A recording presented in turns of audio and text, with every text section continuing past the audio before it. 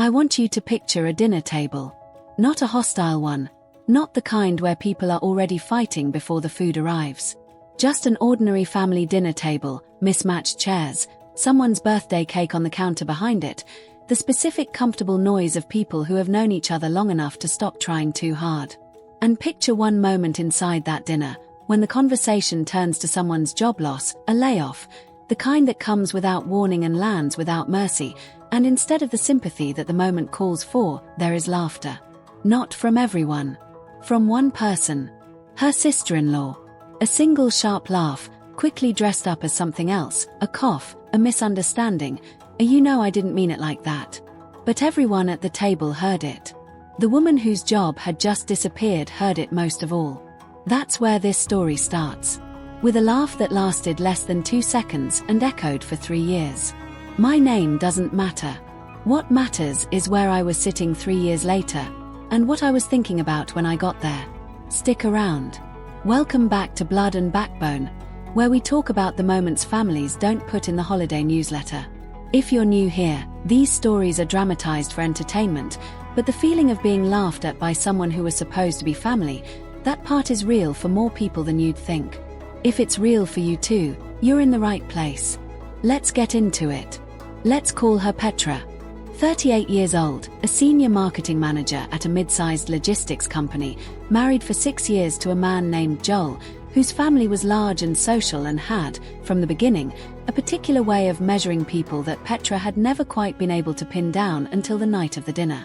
They weren't snobs exactly. It was more subtle than that.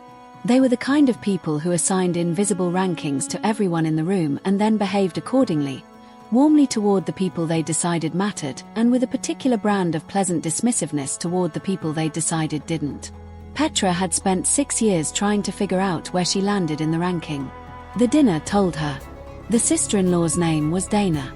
35, married to Joel's younger brother Marcus, and the kind of person who had decided early on that the best way to feel good about her own position in the family was to be quietly certain that everyone else's position was slightly beneath it. She was charming when it suited her, helpful when it cost her nothing, and had a specific gift for saying genuinely cutting things in a tone of voice that gave her complete deniability afterward. In 6 years of family events, Petra had collected a small private catalogue of Dana's deniable cuts. The comment about Petra's job title that was framed as a question. The comparison between Petra's neighborhood and Dana's that was framed as an observation. The remark about Petra and Joel not having children yet that was framed as concern. None of them were smoking guns. All of them, together, were a pattern. The layoff happened on a Wednesday morning in October, without warning, in the specific way that modern corporate layoffs happen, which is that you get a meeting invitation with no subject line and you know before you walk in that the walkout is going to look different than the walk-in. Petra's company had been acquired 6 months earlier and the new parent company was restructuring, which was the word they used for what was, more accurately described, as eliminating everyone above a certain pay grade in the divisions they didn't want to keep. She was escorted out by 3 p.m. She sat in her car in the parking garage for 45 minutes before she could make herself drive. She told Joel that evening, at home, quietly, and he was exactly what she needed him to be, steady and warm and practical without being dismissive of how much it hurt. What neither of them anticipated was that the birthday dinner for Joel's mother that weekend would somehow become the venue where this information went public, via a chain of family group texts that Petra had not been included on and had not consented to, courtesy of Joel's mother mentioning it to his aunt who mentioned it to Marcus who apparently said something to Dana before they arrived. Petra knew the information was out the moment she walked in and read the specific quality of sympathy on some faces and the specific quality of something else on Dana's. The dinner was fine for the first hour.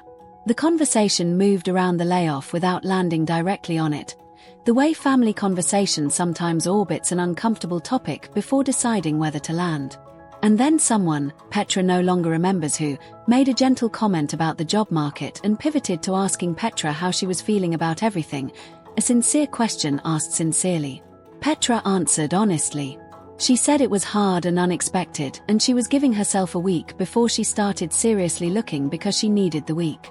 She said it with the particular composed honesty of someone who has accepted a difficult thing and is managing it with dignity. And in the small pause that followed, Dana laughed. It was short. It was quiet. It was immediately followed by a comment about how these things always work out, said in a tone that was technically reassuring and actually nothing of the kind. But the laugh had already happened. Petra looked at her across the table for one long moment, said nothing, and went back to her food. Joel had heard it. His eyebrows had moved in a way she'd learned to read over 6 years of marriage. After dinner, in the car, he said, "She laughed." Petra said, "I know." He said, "I'll say something to Marcus." She said, "Don't." Not because she was letting it go. Because she had already decided that saying something to Marcus was the smallest and least interesting response available to her.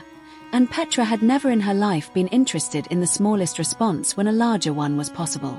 She spent the week she had promised herself not applying for jobs.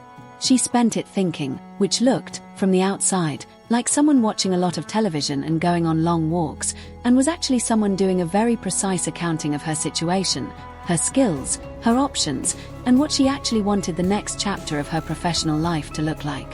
What she landed on surprised even her. For 3 years at her previous company, Petra had been managing the marketing for a division that worked heavily with small and mid-sized manufacturers, and she had accumulated, in that time, an unusually deep understanding of a sector most marketing professionals didn't bother to learn. She had contacts. She had specialized knowledge. She had, sitting in a folder on her laptop, the outline of a consulting model she had sketched out twice and abandoned twice because the timing wasn't right and the job was stable and there was always a reason to wait. The layoff had removed all the reasons to wait. She started the consulting practice 8 weeks after the birthday dinner. She told almost nobody, because she had learned a long time ago that the people most likely to undermine a new thing are the people you tell about it before it has enough substance to defend itself. She told Joel, who was completely behind her. She told her closest friend. And she got to work. The first 6 months were lean, genuinely lean in a way that required careful management of their finances and a kind of daily discipline that Petra found, to her own surprise, more energizing than demoralizing.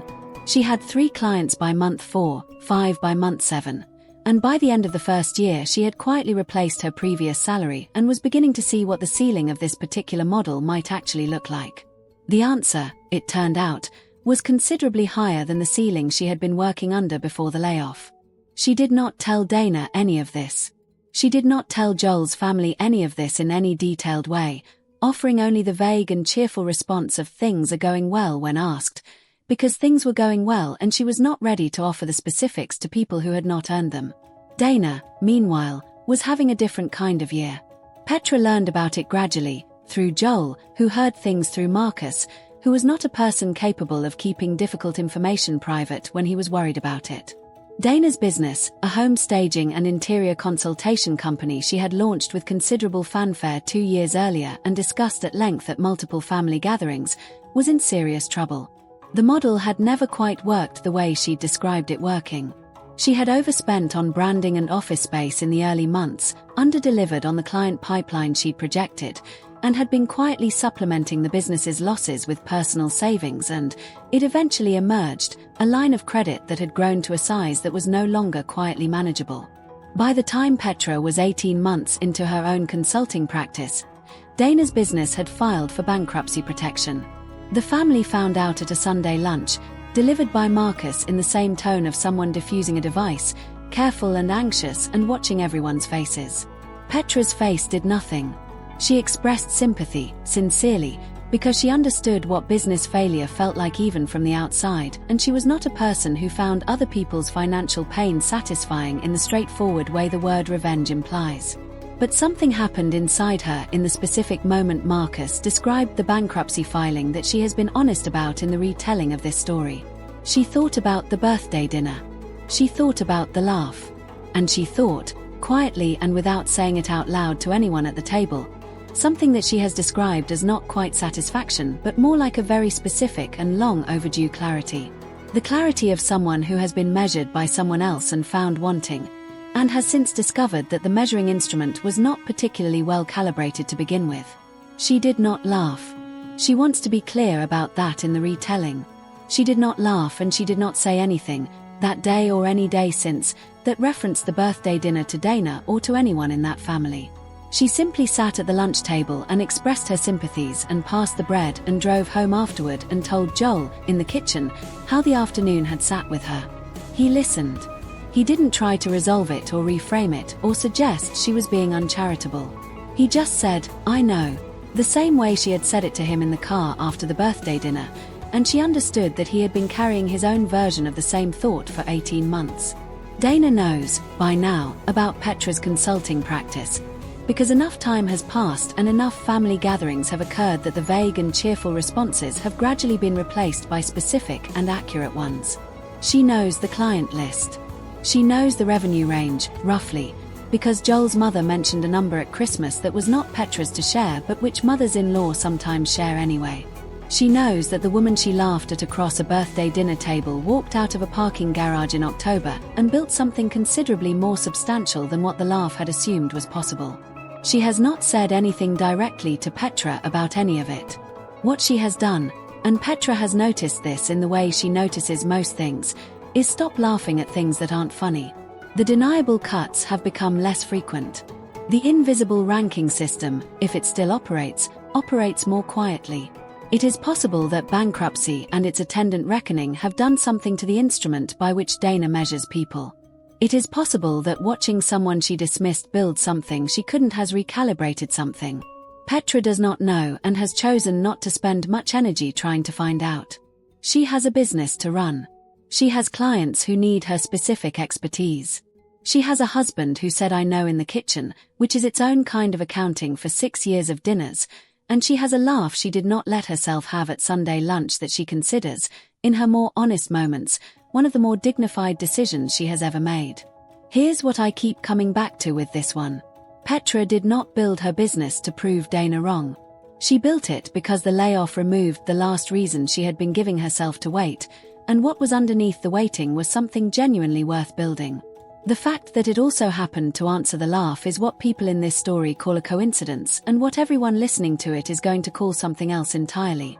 Sometimes the best response to someone laughing at your lowest moment is to make absolutely sure that the next time they see you, the joke has changed entirely. If this story hit close to home, drop a comment and tell me about a moment someone underestimated you and what you did with it. And if you want more stories like this one, I've got a new one coming this week. Hit subscribe, turn on notifications, and I'll see you in the next story.